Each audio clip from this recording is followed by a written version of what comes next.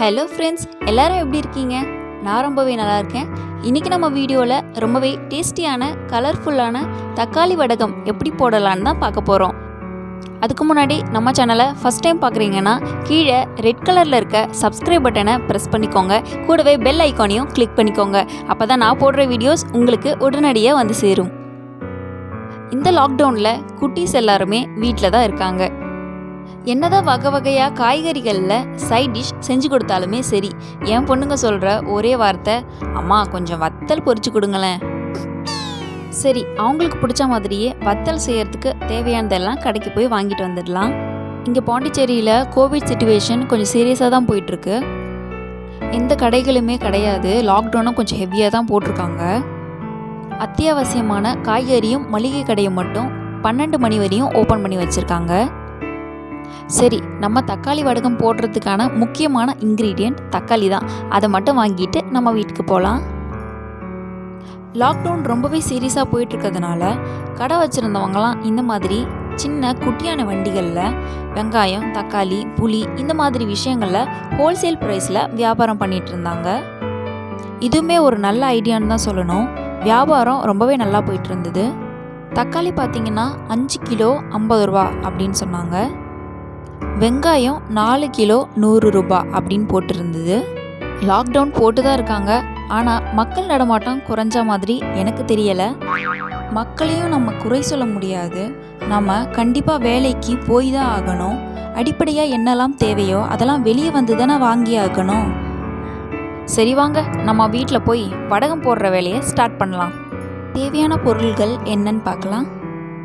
புழுங்கல் அரிசி இல்லைனா பச்சை அரிசி, இதில் எது வேணும்னாலும் நீங்கள் யூஸ் பண்ணிக்கலாம். நான் புழுங்கல் அரிசியை 2 அழாக்கு எடுத்து தண்ணியில் 5 மணி நேரம் நல்லா ஊற வச்சு நைஸாக அரைச்சி எடுத்துக்கிட்டேன். 2 அழாக்கு அரிசிக்கு 1/2 கிலோ தக்காளியை நல்ல ஜூஸாக அரைச்சி எடுத்துக்கோங்க.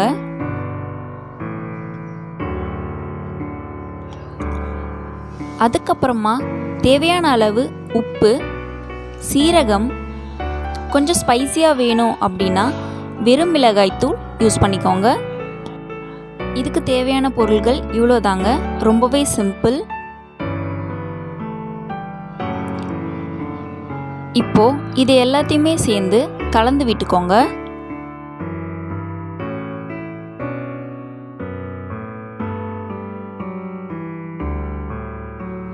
கட்டி இல்லாத மாதிரி நல்லா கலந்து விட்டுக்கோங்க.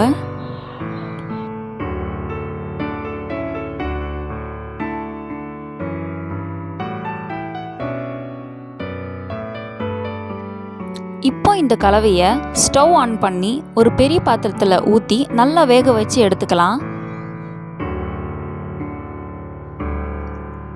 ஸ்டவ்வை சிம்மில் வச்சுக்கோங்க. அடிப்பிடிக்காத மாதிரி கிட்டேயே நின்று நல்லா கிளறி கொடுத்துக்கிட்டே இருங்க. இப்போ நமக்கு மாவு ஓரளவுக்கு நல்லாவே வெந்து வந்திருக்கு. கொஞ்சம் கூட கட்டி இல்லாமல் நல்லா கலரி கொடுத்துக்கிட்டே இருங்க.